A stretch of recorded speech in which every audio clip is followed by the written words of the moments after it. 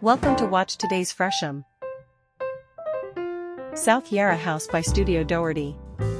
In Melbourne's South Yarra, Studio Doherty transforms a 1930s home into a dynamic family residence, defined by bold artworks, curved forms and thoughtful material choices.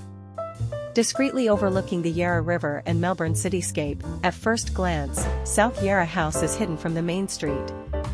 What started as a decorative update for the home from the Art Deco era soon became a design transformation for Studio Doherty. The team's considered approach created a warm family home, animated by bold color, organic forms and playful art, all while keeping a considered balance.